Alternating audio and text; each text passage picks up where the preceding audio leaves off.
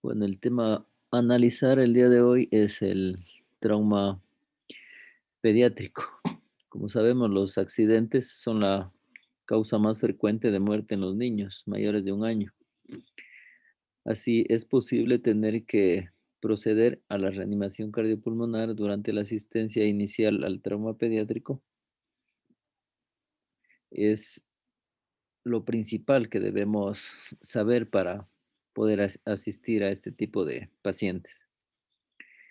Si bien es cierto, el trauma constituye una situación especial en cuanto a la resucitación cardiopulmonar, problemas esperables, por ejemplo, como la hemorragia, un neumotórax, un hemotórax, la hipotermia, que es frecuente en este tipo de pacientes, las dificultades para la intubación o el acceso vascular, que es un poco más complicado en niños que en adultos. Acciones terapéuticas particulares, por ejemplo, la retirada del casco, la colocación del collarín cervical, etcétera, son situaciones que tenemos que saber, ¿no es cierto?, para poder integrar la reanimación cardiovascular con la asistencia inicial al trauma pediátrico. Bueno, la asistencia inicial al trauma pediátrico es un método de actuación que combina la organización y el liderazgo con actuación competente, estructurada y oportuna de un equipo de trabajo ya previamente entrenado. La actuación en los primeros momentos, lo que se conoce en el ATLS como la hora de platino, y luego que viene la hora de oro, y luego después del primer día le llaman la hora de plata. Es esencial conocer estos términos también para todos hablar el mismo idioma. Como la resucitación cardiopulmonar, se distinguen dos modalidades.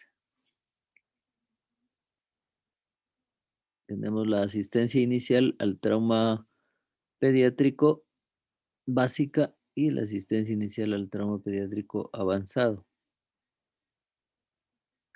La asistencia inicial al trauma pediátrico básico se resume con un acrónimo denominado el PAS, de proteger, alertar y socorrer. La secuencia de esta asistencia avanzada incluye el reconocimiento primario, la estabilización inicial, un segundo reconocimiento, la categorización, el transporte y los cuidados definitivos. La fase de reconocimiento primario y estabilización inicial tiene por objetivo la identificación y el tratamiento de lesiones de riesgo vital inmediato. La resucitación cardiopulmonar debe adaptarse a las particularidades del trauma antes mencionadas. Además, debe tenerse cuidado con la columna cervical, ¿no es cierto? Mientras no se llegue el diagnóstico, todo paciente tiene trauma cervical, ¿sí? Entonces, todo paciente deberíamos colocarle un collarín. En todo caso, debe enfatizarse que el oxígeno es el medicamento también muy importante en la reanimación de este tipo de pacientes. Tenemos que el politraumatismo o el trauma grave pediátrico se define como la situación de daño corporal resultante de un accidente en el que se ve implicado un niño, cuando el daño, cualquiera que sea su naturaleza, afecta a varios órganos o sistemas o incluso a uno solo, con la magnitud suficiente como para poner en peligro su vida o su supervivencia sin secuelas. Los accidentes, como ya dijimos, constituyen la causa más frecuente de muerte en niños pasado el primer año de vida.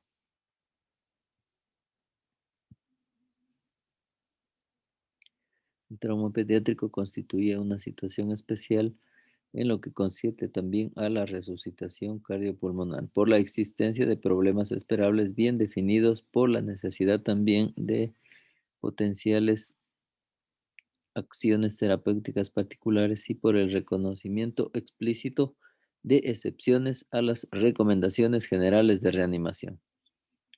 Para poder integrar de esta manera las acciones de resucitación cardiopulmonar en el conjunto de la atención al niño accidentado. Además, debemos conocer bien las recomendaciones de la resucitación cardiopulmonar pediátrica avanzada y deben tenerse conocimientos básicos claros del accidente, entendido como enfermedad, de las recomendaciones de la asistencia integrada del trauma pediátrico y de las particularidades de la resucitación cardiopulmonar. Para terminar, vamos a analizar lo que es el accidente como enfermedad. En torno al accidente infantil se reconocen factores etiopatogénicos definidos, las respuestas fisiopatológicas particulares del organismo frente a la agresión, requerimientos asistenciales específicos como diagnósticos y terapéuticos, el impacto cuantificable sobre la morbilidad y la mortalidad y la repercusión social y posibilidades de intervención preventiva. Todo ello hace que el accidente merezca la consideración de auténtica enfermedad. Su elevada incidencia, sin variaciones estacionales significativas, permite considerarla como una verdadera pandemia, ¿sí? Es lo que refieren la mayoría de autores. Para continuar, vamos a dar paso a José Manuel, por favor. El día de hoy vamos a hablar un poco sobre lo que es el trauma pediátrico. Ya.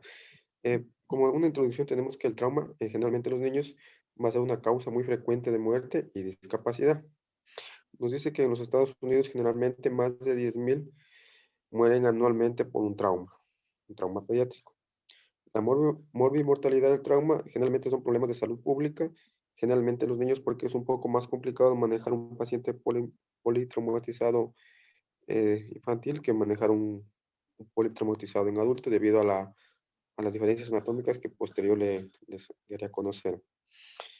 Eh, y también cuando no se realiza una reanimación no exitosa, generalmente cuando se falla al momento de asegurar la vía aérea, cuando se falla en dar soporte ventilatorio y no reconocer y responder a la hemorragia tanto intraabdominal como intracraneal que presenta el niño durante un politraumatismo o accidente. ¿Cuáles van a ser los tipos y patrones de lesión?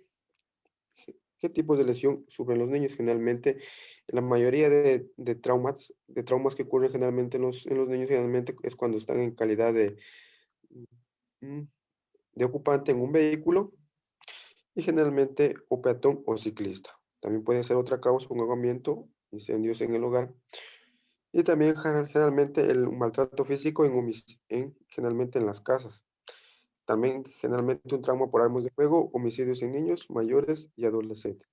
Y también una de las causas principales generalmente van a ser las caídas que van a afectar el sistema musculoesquelético o un traumatismo craneoencefálico, dependiendo el aparato o sistema que esté involucrado. En cuanto a la TLS, nos dice que tenemos diferentes tipos de mecanismos de lesión y que involucran diferentes partes y se van a manifestar diferentes manifestaciones clínicas de acuerdo a la afectación.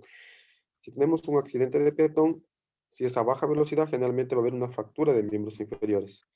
Y si es a alta velocidad, puede causar un trauma múltiple, un trauma de cráneo y cuello y fractura de miembros inferiores. Cuando está ocupante de vehículos, generalmente si el ocupante está sin cinturón, puede causar un trauma múltiple, trauma de cráneo y cuello y heridas de cuero cabelludo y cara. En el caso que esté con cinturón, trauma de tórax, abdomen y fractura de columna lumbar. En cuanto a las caídas, si es una caída de altura, generalmente una altura baja va a haber fractura de miembros superiores, una altura media, trauma de cráneo, cuello, fractura de miembros superiores e inferiores. Y una altura alta, trauma múltiple, trauma de cráneo y cuello y fractura de miembros superiores e inferiores. Cuando estamos hablando de un accidente por caída de bicicleta, si está con cascos, es generalmente un trauma de cráneo y cuello, heridas de cuero cabelludo y cara y fractura de miembros superiores. En el caso de que el niño esté con casco, va a haber solo fractura de miembros superiores porque el casco le va a dar una protección de lo que es el cráneo. Y generalmente cuando hay impacto, generalmente van a haber, contra el volante o de la bicicleta, generalmente van a haber lesiones intraabdominales. Ahora tenemos cómo valorar la puntuación del trauma pediátrico. Generalmente, según esta tablita ATLS nos dice que si tenemos puntuación de más 2, más 1 y menos 1. Aquí están todos los parámetros que se tomen en cuenta y de acuerdo a estos parámetros nosotros vamos a catalogar la puntuación del trauma. Generalmente tenemos una puntuación más 2, generalmente cuando el peso del niño va a ser mayor a 20 kilogramos o mayor a 44 libras. La vía aérea va a ser normal, la presión arterial sistólica va a ser mayor a 90 milímetros de mercurio, buenos pulsos periféricos y tienen una buena perfusión. El nivel de conciencia, el niño va a estar lúcido y la fractura ninguna vista o sospechosa. Y en la piel generalmente no va a presentar ninguna herida visible. Ahora vamos a tener una puntuación de más 1 cuando el peso es de 10 a 20 kilogramos o 22 libras, o de 22 a 44 libras. Una vía aérea oral o nasal, generalmente con apoyo de oxígeno. Una presión arterial sistólica de 50 a 90 milímetros de mercurio, un pulso carotidio y femoral palpables. Generalmente aquí el niño presentalmente va a presentar una desorientación o cualquier nivel de pérdida de conciencia debido al trauma. Una fractura única o cerrada y generalmente en cuanto a la piel va a presentar escoriaciones, una contusión y heridas de más o menos menor a 7 centímetros. Y una puntuación menor a 1 es un peso menor a 10 kilos. En cuanto a libras, menor a 22 libras, generalmente aquí va a requerir una intubación, generalmente que puede ser mediante la colocación de tubo endotraqueal, una cricotiroidotomía o una traqueostomía. El pulso generalmente va a ser muy débil, menor a 50 milímetros de mercurio. El nivel de conciencia va a estar en coma sin respuesta. Va a haber una fractura abierta o múltiples y pérdida de tejidos y cualquier herida de arma de fuego. Entonces, de acuerdo a esto, vamos a catalogar si tiene una puntuación de 9 a 12, un traumatismo leve.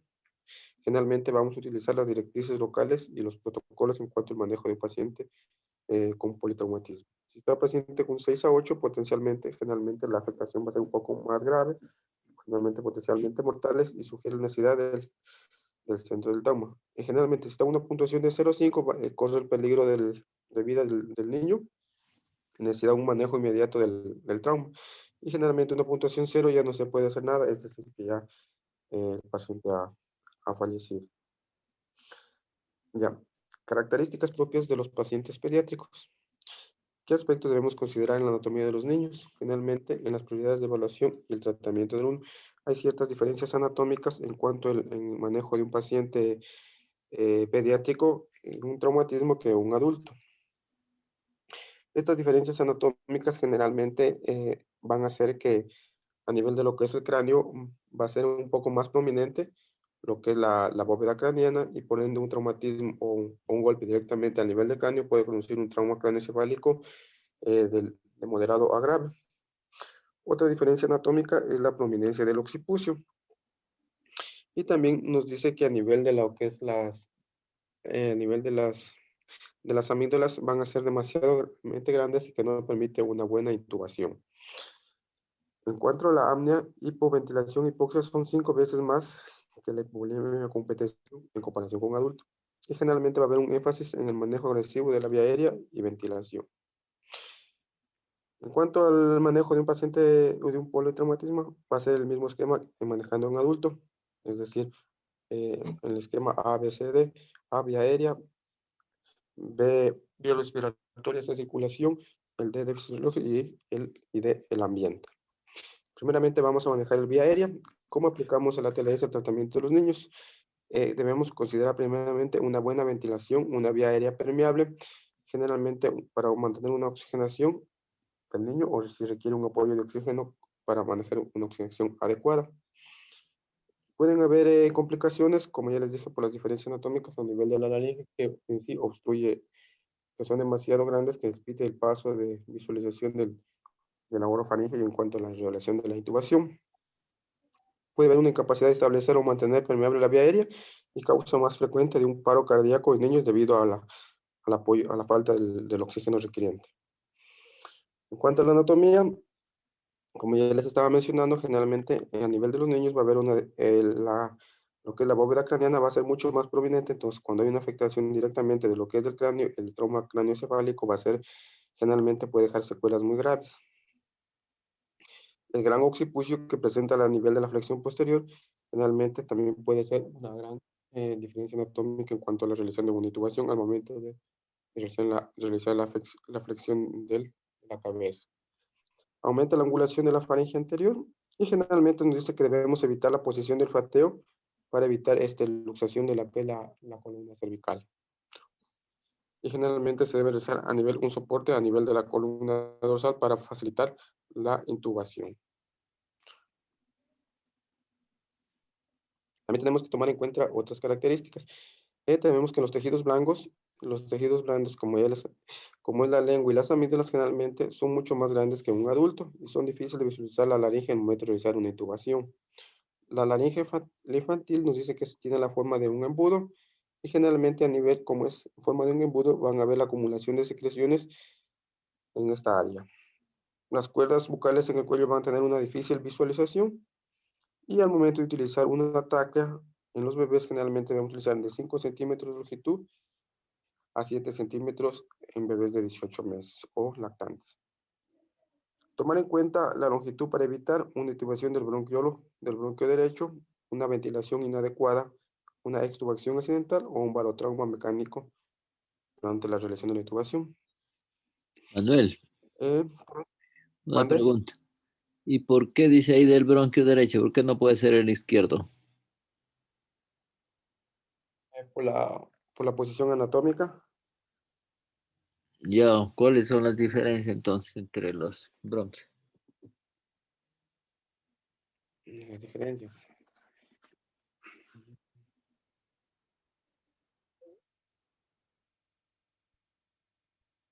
No recuerdo. A ver, Santiago, ¿tú qué opinas?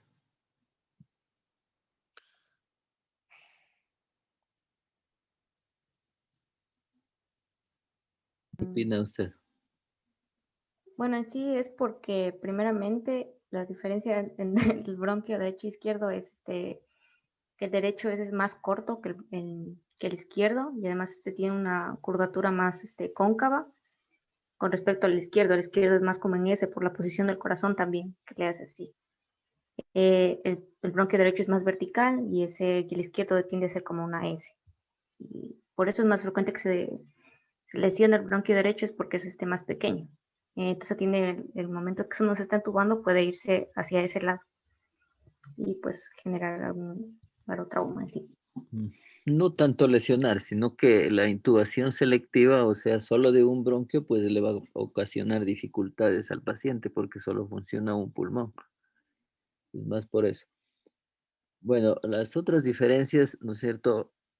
Que si bien es cierto, el bronquio derecho es más vertical y por eso se va para allá, también es más corto y es mucho más el calibre mayor, ¿sí? Entonces son las tres diferencias que hacen que la intubación, los cuerpos extraños, y la misma neumonía, sí, sea más hacia la derecha, ¿sí? Casi la mayoría de neumonías, si ustedes van a ver en pediatría, en los niños, se hacen del lóbulo, del pulmón derecho, perdón. Siempre el lado derecho son más frecuentes, ¿sí? Ya continúa José Manuel. Ya. Ya. En cuanto al manejo de la vía aérea, generalmente debe haber una elevación mandibular combinada con una inmovilización bimanual espinal. Eliminar secreciones de boca y orofaringe. Y en pacientes inconscientes, métodos mecánicos para establecer una vía aérea permeable a través de la intubación orotraqueal. ¿Ya? En cuanto al momento de utilizar una cánula orofaringe, generalmente se va a utilizar en pacientes inconscientes. Se realiza una intubación orotraqueal, generalmente cuando se presenta una lesión craneoencefálica severa, no puede mantener una vía aérea permeable, signos de falla respiratoria, hipovolemia importante y que tiene el sensorio deprimido o que requiere un tratamiento quirúrgico. Al momento de realizar la intubación, la presión del manguito debe ser menor a 30 milímetros de mercurio y el diámetro del tubo generalmente debe ser de las narinas o el meñique. Ya, también nos dice que debemos utilizar la cinta de Broselo. Generalmente esta cinta nos dice que es una cinta en colores, generalmente que esta nos va a ayudar al manejo de emergencias pediátricas de acuerdo al peso, talla e indicaciones en cuanto a los insumos, incluso también en cuanto a la administración de dosis de medicamentos. Ya, también debemos asegurar generalmente los pesos, signos vitales y la necesidad del nivel de conciencia. ¿Cómo se va a realizar una intubación? Orotraqueal generalmente requiere una asistencia por drogas. En pacientes pediátricos, generalmente debemos realizar una preoxigenación antes de realizar la intubación. Generalmente en niños lactantes menores a 1 año de edad, nos recomienda que debemos soltar sulfato de atropina en una dosis de 0,1 a 0,5 miligramos. Posteriormente debemos usar la sedación. Generalmente para eso vamos a utilizar el etomidato, el midazolam en pacientes hipovolémicos. El etomidato va a ser una dosis de 0,1 miligramos kilogramo, igual que el midazolam. Pacientes con una normovolemia adecuada, el etomidato va a ser de 0,3 y el midazolam de 0,1. Luego vamos a utilizar un relajante muscular como es la succinilcolona en pacientes menor a 10 kilogramos, una dosis de 2 miligramos kilogramo y mayor a 10, 1 miligramo kilogramo peso. El bencuronio 0,1 miligramos y el roncuronio 0,6 miligramos kilogramo. Luego realizamos la intubación y verificar la posición del tubo si está en una posición adecuada y no esté en el esófago. Vamos a evaluar una respuesta vagal, si no hay bradicardia, disminución laringia. Como ya les dije, la atropina va a ser, el mecanismo de acción va a ser secar las secreciones orales para facilitar una visualización mejor durante la colocación del tubo. Y la dosis, como ya les dije, va a ser de 0,1 a 0,3 miligramos kilogramo. ¿Ya? Y el antídoto, generalmente, que hay una reacción por el midazolam, va a ser el flufameceniil. También debemos recordar una parálisis farmacológica que puede dar una corta duración, generalmente por la succinilcolona.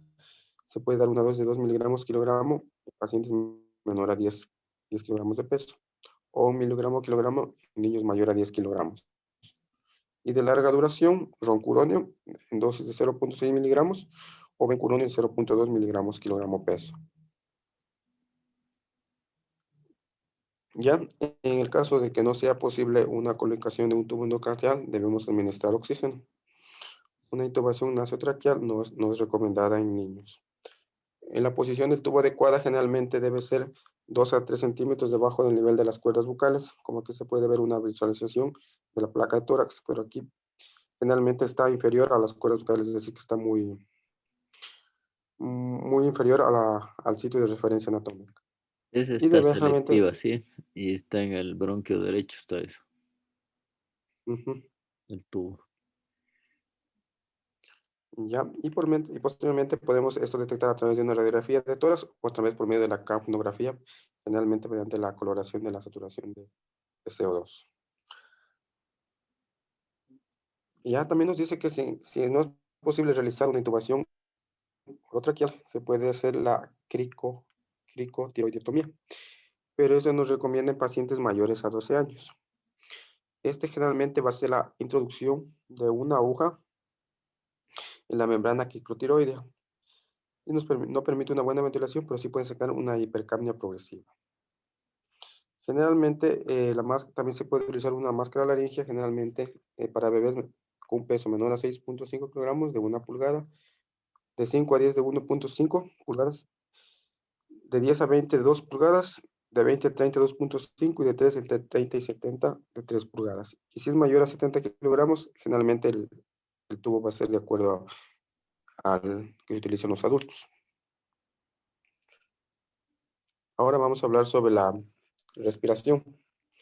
Para eso tenemos que tener en cuenta la frecuencia respiratoria en los niños. Generalmente en los lactantes nos dice que es a 30 a 40 respiraciones por minuto. En un niño va a ser de 15 a 20 y el volumen corriente en lactantes y niños va a ser de 4 a 6 mililitros kilogramo. En una ventilación asistida es de 10 mililitros kilogramo. Con finalidad de evitar una buena respiración, vamos a prevenir una hipoventilación, generalmente que va a escanear unas amolías en el mecanismo ácido-base y generalmente posteriormente un paro cardíaco debido a la hipoxia a nivel del corazón. Ya en cuanto a la toracostomía por punción y con tubo, aquí nos dice cómo, qué sonda debemos usar, sonda orogástrica o nosogástrica, de acuerdo al niño o lactante que estamos manejando. El tubo torácico, de acuerdo a la edad y al peso, de qué tamaño debemos utilizar, si es de 10 o 14 French, de acuerdo a la edad del niño. Y el catéter urinario también, en esta tabla, también nos dice el diámetro que se puede utilizar de acuerdo al peso del niño o a la edad. Los tubos pleurales se colocan en la cavidad torácica haciendo un túnel sobre la costilla, situada por arriba del sitio de la incisión y dirigiendo superior y posteriormente a lo largo del lado interno de la pared. Generalmente el tubo torácico se realiza a nivel del quinto espacio intercostal, línea axilar media. Se puede utilizar un calibre de 14 a 18 frames y generalmente con esto se va a drenar el derrame pleural que se encuentra en el pulmón o el aire que está comprimiendo el pulmón. Ya, en cuanto a la evaluación de la circulación, los factores claves van a ser el reconocimiento del compromiso circulatorio, la determinación del peso y la volemia del paciente, la reanimación con líquidos, reposición sanguínea en el caso de que presenta un shock, el acceso venoso y la evaluación de la diuresis y la termorregulación, el manejo de la regulación corporal. Reconocimiento del compromiso nos dice que en los niños la reserva fisiológica aumentada, generalmente la presión arterial sistólica puede estar normal aún en la presencia de shock. Por eso es muy recomendable valorar otros signos que se pueden presentar durante un shock hipovolémico en los niños. Hay una disminución del 30% de la presión arterial sistólica. También puede haber una taquicardia y mala perfusión cutánea temprana, una hipovolemia que debe ser manejado generalmente por cristaloides que puede ser cloruro de sodio o lactato de zinc, de acuerdo a las necesidades del paciente. Taquicardia también, dolor por miedo, estrés. También puede haber un elevamiento progresivo de los pulsos periféricos, disminución de la presión de pulso a menos de 20 milímetros de mercurio, y las extremidades frías y disminución del nivel de conciencia. ¿Ya? Aquí vamos a ver cómo podemos catalogar el shock y de acuerdo a los síntomas o manifestaciones clínicas de acuerdo a la pérdida del volumen sanguíneo. En el sistema cardiovascular, si hay una pérdida de menor al 30% de volumen sanguíneo, hay presencia de taquicardia, pulsos periféricos débiles, filiformes y una presión sistólica normal, generalmente que está en un rango de 80 a 90 más 2 por la edad del peso del niño. El sistema nervioso va a estar ansioso, irritable o confuso, la piel va a estar fría, marrónea, relleno capilar prolongado. Y el gasto urinario va a ser bajo o muy bajo. Si hay una pérdida mayor entre 30 y 45% de volumen sanguíneo, va a haber una taquicardia moderada, pulsos centrales débiles y finos, pulsos periféricos ausentes, una presión sistólica normal o baja entre un rango de 70 a 80 más 2 por el peso de la edad. El sistema nervioso va a estar letárgico, respuesta al dolor, la piel va a haber presencia de cianosis por la falta del flujo sanguíneo, el gasto urinario va a ser mínimo. Y si es un mayor a 45% del volumen, va a haber una taquicardia seguida de una bradicardia, pulsos centrales muy débiles, una hipotensión, finalmente una presión arterial sistólica menor a 70 milímetros más 2 por la edad del paciente. En el sistema nervioso central va a estar comatoso, la piel va a estar pálida y fría y generalmente no va a haber la presencia de diuresis o un anurio. La presión arterial normal para niños generalmente es 90 milímetros de mercurio más el doble de la edad, en años para hacer un rango. El límite inferior generalmente va a estar en 70 milímetros de mercurio más 2 veces la edad en años. La presión arterial diastólica debería ser el 2/3 de la presión arterial sistólica. En cuanto a la hipotensión, shock no compensado, generalmente hay una pérdida sanguínea grave mayor al 45%, que nos va a originar una bradicardia y un aumento súbito en lactantes que debe ser manejado por cristaloides y más paquetes globulares. Ya, aquí vamos a valorar los signos vitales de acuerdo también a la edad y el peso del paciente. Ya, como vamos a determinación del peso y el volumen sanguíneo, el método más simple y rápido consultar al acompañante y generalmente vamos a utilizar la cinta de Brosolo, que esa ya es una guía generalmente para manejar de acuerdo al peso, la edad del paciente, el volumen que debemos administrar y la variedad de dosis medicamentosa. Como les dije, la presión va a ser el peso por la edad más 10. El volumen sanguíneo de un lactante va a ser entre 80 milímetros de mercurio en un niño y en un niño va a ser de 70 ml kilogramo. Cuando se sospecha de un shock hipovolémico, el primer manejo inmediato va a ser la administración de un bolo de 20 ml de solución cristaloide. Con esto vamos a tratar de compensar la pérdida de volumen sanguíneo y el paciente establecer un estado hemodinámico y representar 25% del volumen sanguíneo perdido del niño. O cómo podemos realizar una reanimación con fluidos. Se basa en el peso del niño. Debemos administrar soluciones isotónicas generalmente y puede ser necesaria la administración de 3 bolos de 20 milímetros kilogramo o un total de 60 ml, que sería la compensación con 25% del volumen sanguíneo. El tercer bolo debe ser la administración de paquetes globulares. Los paquetes globulares se funden en un bolo de 10 milímetros kilogramo peso, más considerar el plasma y plaquetas. Posteriormente debemos valorar eso, el monitoreo, cómo va evolucionando el paciente. Si va retornando hacia la normalidad, finalmente va a haber una respuesta en cuanto a la disminución de la frecuencia cardíaca, que va a ser menor a 130 latidos por minuto. El estado de conciencia va a mejorar progresivamente, los pulsos van a volver poco a poco a restablecerse, va a disminuir la cianosis de la piel y aumento de la temperatura a nivel de las extremidades. Aumento de la presión sanguínea sistólica, aumento de la presión de pulso y la diuresis generalmente va a estar de 1 a 2 cc kilogramo hora. ¿Cómo va a ser el manejo? Podemos administrar un manejo vamos a iniciar con un bolo de 20 mililitros kilogramo inicial de un bolo de cristaloide. O posterior, si no hay respuesta a este, vamos a administrar un bolo de 10 a 20 kilogramos de paquete de glóbulos rojos. Y si no hay respuesta a esto, podemos administrar el plasma fresco congelado y plaquetas. Con esto vamos a realizar una infusión temprana de sangre adicional y a la consideración de intervención quirúrgica temprana. En reposición con sangre, el fracaso para evitar las anormalidades hemodinámicas después del primer bolo, se sospecha de una hemorragia continua y se indica la administración del segundo bolo o el tercer bolo, según el criterio del cirujano. El tercer bolo generalmente va a ser 10 mililitros kilogramo de paquetes de glóbulos rojos tibio, tipo específico y depende del tipo de sangre que se requiera transfundir. En cuanto al manejo de la diuresis, generalmente varía con la edad. Generalmente una diuresis en lactantes va a ser de 1 a 2 cc kilogramo hora o ml. Generalmente en adolescentes o mayores a un año va a ser de 1 a 1.5 cc kilogramo hora. Y generalmente en adultos va a ser, o en adolescentes, de 0.5 mililitros kilogramo hora. En los infantes nos dice que se recomienda utilizar un catéter recto. En cuanto a la reanimación cardiopulmonar, en un paciente pediátrico que recibió reanimación cardiopulmonar, en el lugar de la escena, generalmente se va a ayudar a un retorno de la circulación cuando hay compromiso a nivel del corazón. Espontánea antes de la llegada al centro de trauma, 50%, con esto vamos a hallar al 50% de supervivencia para evitar un déficit de aporte de oxígeno a nivel de la región del cerebro y ocasionar un daño neurológico, lo que nos llega en paro cardiorrespiratorio posterior a un trauma. El RCP por más de 15 minutos antes de ingreso o pupilas no reactivas no tienen posibilidades de sobrevida. Y el RCP de larga duración no brindan beneficios. En cuanto al manejo de un trauma torácico en pacientes pediátricos, generalmente estos traumas va a ser por trauma cerrado, generalmente en calidad de acompañante de un vehículo, por vehículos motorizados, y generalmente esta incidencia va a ser después de los 10 años.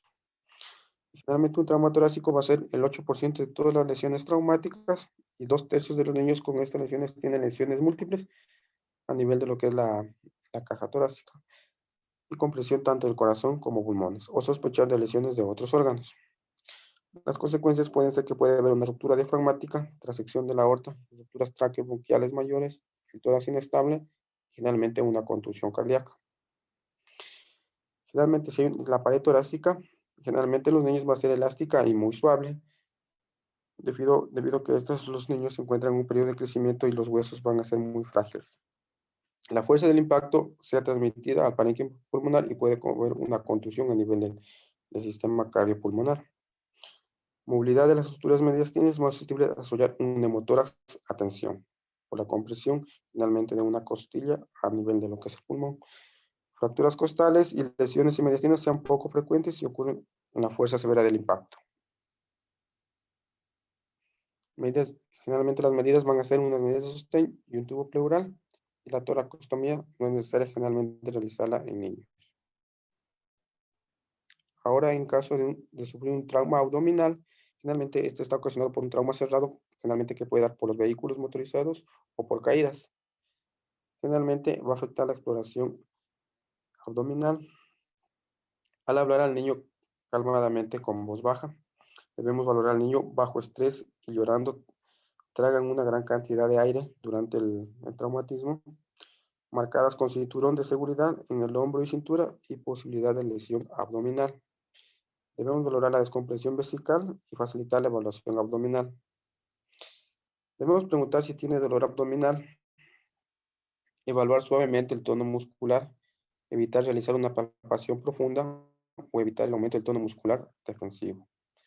Debemos realizar la descompresión gástrica por medio de una sonda. Generalmente en los lactantes se utiliza una sonda orogástrica.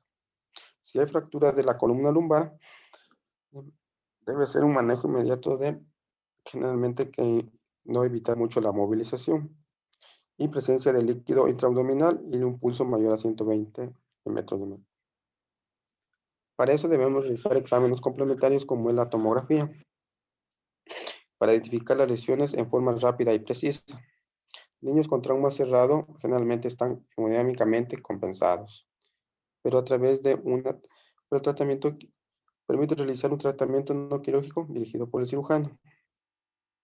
El objetivo es dar para que no se vuelva el contraste intravenoso. Cuando exista indicación médica, cuando su resultado vaya a cambiar de conducta o en el área de interés.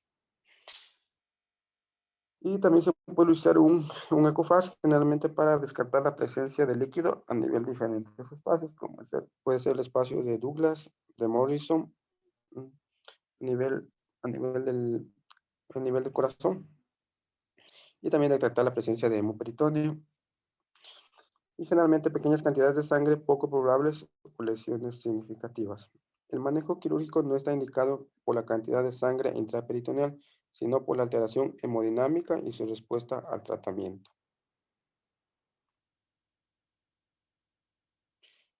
Para detectar la hemorragia intraabdominal se puede utilizar el lavado peritoneal diagnóstico.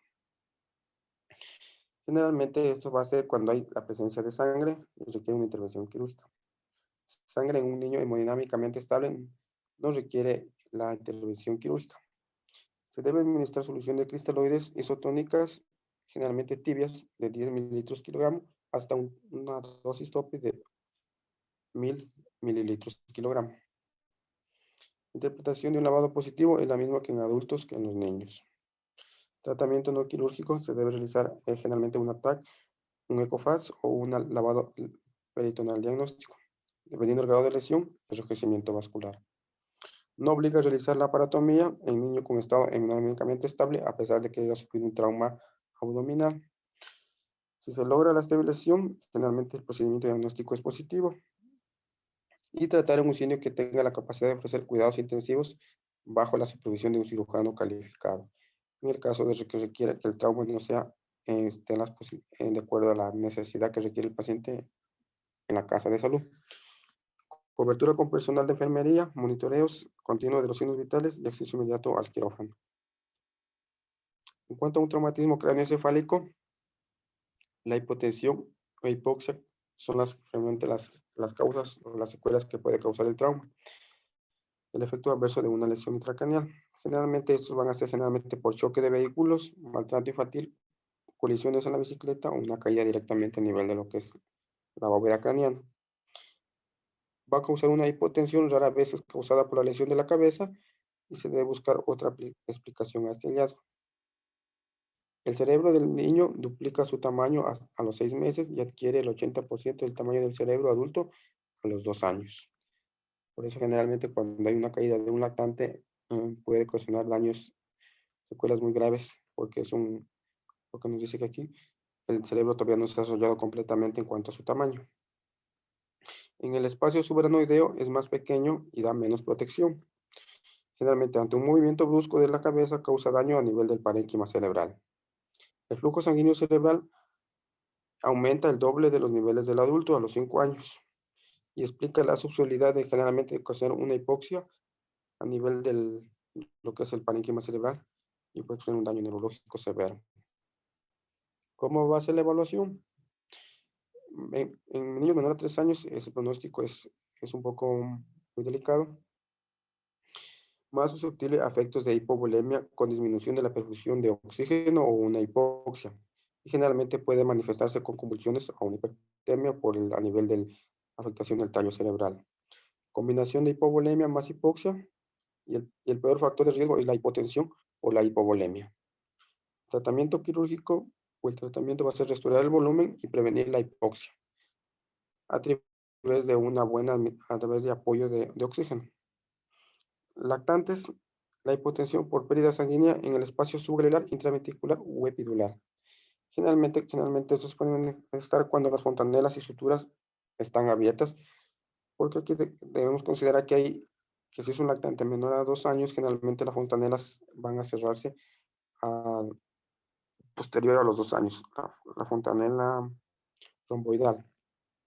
Y el tratamiento va a ser reemplazar el volumen. En cuanto al siguiente paso o indicación, se debe tolerar. Si tolera mejor la expansión de una lesión intracraneal o el edema cerebral, se debe ocultar los signos de masa ocupante en expansión. Y generalmente, pues, si presenta una fontanela bombada o diástasis de sutura, generalmente se debe realizar un tratamiento como una lesión grave. Si el niño presenta vómito y amnesia son comunes, no implica aumento de la presión intracraneal. Pero si sigue presentando un vómito persistente o más frecuente, se debe indicar una tomografía simple de encéfalo. Y si presenta el niño convulsiones, son autoinmunes, requiere un TAC para ver el daño o afectación del parénquima cerebral que está desencadenando la convulsión. En cuanto al 6, menos lesiones focalizadas, pero la elevación de la presión intracraneal cerebral por edema cerebral es más frecuente. Finalmente y posteriormente puede causar una hidrocefalia. El tratamiento es restablecer el volumen sanguíneo. Si la hipovolemia no se corrige rápidamente y la evolución de la lesión empeora, y con un examen complementario o mejor diagnóstico va a ser un ataque simple de encéfalo. También debemos hablar la escala de Glasgow, pero hay que tener en cuenta que el Glasgow es diferente en niños que en los adultos, generalmente en cuanto a la respuesta verbal. Ya les indicaré qué parámetros cambian. En cuanto a la presión intracraneal aumenta con frecuencia, solicitar un monitoreo de la presión intracerebral, un Glasgow menor a 8 o calificación motora de 1 a 2 y las lesiones múltiples asociadas a la lesión cerebral. Requiere reanimación con grandes volúmenes, una cirugía inmediata de abdomen o tórax o cuando la estabilización se prolonga. Y la TAC con evidencia de hemorragia o edema generalmente requiere una valoración neurocirujana. ¿Ya? En cuanto a la dosis de medicamentos, ajustarse al tamaño del niño y en consulta con el neurocirujano. Si estamos hablando de un fenobarbital, va a ser la dosis de 10 a 20 miligramos kilogramo dosis. En cuanto a los ansiolíticos, como es el diazepam, de 0.1 a 0.2 miligramos kilogramo dosis. La fenitoína de 15 a 20 o de 0.5 a 1.5 miligramos kilogramo dosis de pregnación. También debemos manejar con unción salina hipertónica al 3% y generalmente de un mannitol en caso de una hidrocefalia. Aquí vamos a considerar lo que cambia en cuanto a la evaluación de la escala de Glasgow, generalmente los niños. La respuesta verbal va a tener un puntaje de 5 si generalmente existen palabras apropiadas o sonrisa social fija y sigue. Llora, pero es consolable, tiene la puntuación de 4. Persistente o irritable tiene la puntuación de 3. Inquieto, agitado, 2. Y cuando no hay ninguna respuesta va a ser una puntuación de 1. En cuanto a un trauma musculoesquelético, generalmente debemos realizar una historia clínica para valorar la afectación que está afectando o qué parte del sistema musculoesquelético está afectada. Generalmente una información sobre magnitud, mecanismos y el tipo de lesión, cómo fue la lesión. Facilita la mejor correlación de los hallazgos físicos y radiológicos y evidencia radiográfica de fracturas con diferente antigüedad y altera la posibilidad del maltrato infantil. En cuanto a la pérdida sanguínea por el trauma, generalmente una pérdida asociada a fracturas pélvicas y huesos largos, generalmente menor en el niño. Pérdida de sangre asociada a fractura cerrada aislada de fémur, debemos tratarla apropiadamente por la gran pérdida de volumen sanguíneo en los huesos largos. Se asocia una caída promedio de 4 puntos en el hematocrito, caída insuficiente para causar un shock, y la inestabilidad hemodinámica asociada a una fractura aislada de fémur y busca de otras partes de fuentes de sangrado, que puede ser en el abdomen. Consideraciones especiales en el esqueleto. Como ya les decía anteriormente, los huesos de los niños generalmente se encuentran en un estado de crecimiento y generalmente van a ser muy frágiles, entonces ante la presencia de un trauma van a ser muy susceptibles a las fracturas. Nos dice que a nivel como están en un periodo de crecimiento, va a haber mayor aporte de flujo sanguíneo, generalmente en los extremos. Los huesos crecen en longitud. Al depositarse un nuevo hueso en el cartílago, generalmente va a haber mayor aporte de flujo sanguíneo cerca de las superficies articulares. Las lesiones cercanas a esta área pueden llegar a retrasar el crecimiento normal o alterar el desarrollo del hueso, generalmente cuando hay una afectación directamente a nivel de los extremos donde está el cartílago del crecimiento. Lesiones, generalmente las lesiones van a ser por aplastamiento, que van a tener un propio diagnóstico si está afectando el cartílago de crecimiento. La naturaleza elástica y madura de los huesos puede causar la fractura generalmente en ramo o en tallo verde. Generalmente esta fractura generalmente va a ser cuando hay una afectación solo de una parte, se podría indicar aquí, de una parte del hueso, como nos dice al quebrar una rama, por eso dice fractura de tallo verde, es como cuando se quiere una ramita solo se involucra una parte. En cuanto a otro tipo de fractura que puede afectar a los niños, puede ser la fractura de villa o torus. Esta generalmente va a afectar un extremo del hueso debido a la impactación cortical. Podemos decir que esa sería una fractura en hebilla. Y las fracturas supracondilias generalmente, y aquí también vamos a ver lo que es la fractura en tallo verde, es decir, una pequeña parte se está afectando. Ya, en cuanto a las fracturas supracondilias o de la afectación de la rodilla, tienen una gran tendencia a la lesión vascular y a lesión fectalmente se está afectando el extremo proximal de lo que es el cartílago de crecimiento y puede haber el daño posterior, la reconstitución y puede haber afectación en cuanto al crecimiento. ¿Cuál va a ser el manejo en caso de fracturas? Generalmente de los miembros, generalmente va a ser la inmovilización, generalmente porque en los niños, generalmente como se está en un proceso de crecimiento, el callo óseo se va a formar poco a poco, de acuerdo a la evolución del paciente. En niños se debe hacer una ferulización de las extremidades fracturadas hasta una evaluación ortopédica definitiva. El primer manejo. Las extremidades lesionadas con evidencia de compromiso vascular debe ser una evolución urgente para prevenir las secuelas adversas de una isquemia.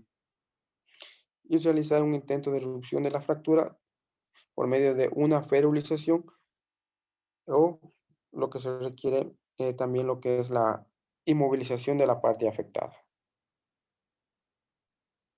Y eso es todo, doctor y compañeros.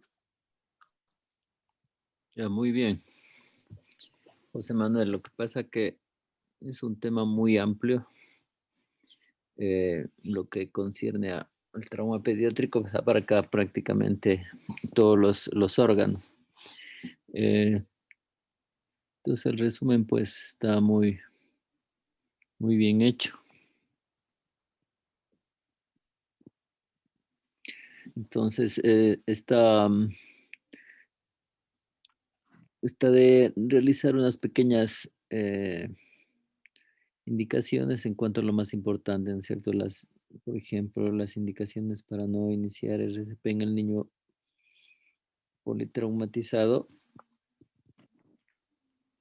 Si este paciente tiene o la víctima tiene un paro cardiorrespiratorio precoz inmediato, dice, no se recomienda realizar en las siguientes circunstancias: la presencia de signos evidentes de muerte, livideces, rigor mortis o descomposición, ya prácticamente muerto, lesiones graves incompatibles con la vida, como decapitación, hemicorporectomía, amputaciones múltiples sin signos de vida, pacientes con lesiones por quemaduras ya muy graves, lesiones graves por aplastamiento, lesión craneal penetrante con pérdida de masa encefálica, evisceración cardíaca,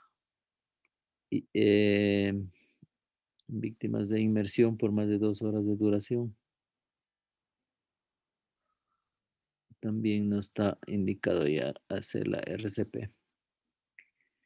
En cambio, las indicaciones de cirugía de emergencia en el trauma pediátrico debemos actuar dentro de la hora dorada son el neumotórax, el hemotórax incontrolable, hemopericardio incontrolable, lesión de grandes vasos, hematoma intracraneal sintomático, hemoperitoneo incontrolable, perforación gastrointestinal, síndrome compartimental y quemadura circunferencial. Los elementos de la asistencia inicial al trauma pediátrico básico queremos realizar el algoritmo del RCP básico adaptado al trauma. Entonces, el control de la columna cervical, adaptación de las maniobras de desobstrucción de la vía aérea, posición de seguridad, control del escenario del accidente, rescate del accidentado, extracción y desplazamiento y la retirada del casco. Entonces, esas son las medidas más importantes que se debe realizar en ese tipo de pacientes, con todas las recomendaciones que ya dio José Manuel, ¿no es cierto? Porque estos pacientes son muy diferentes a un adulto. Nos va a ser diferente reanimar a un neonato que a un lactante, ¿no es cierto? Y diferente también reanimar al lactante en relación a un niño. Entonces, las maniobras deben ser muy sutiles, muy certeras en un recién nacido. Entonces esas cositas tenemos que poner atención y en práctica para evitar provocar más daño a la víctima.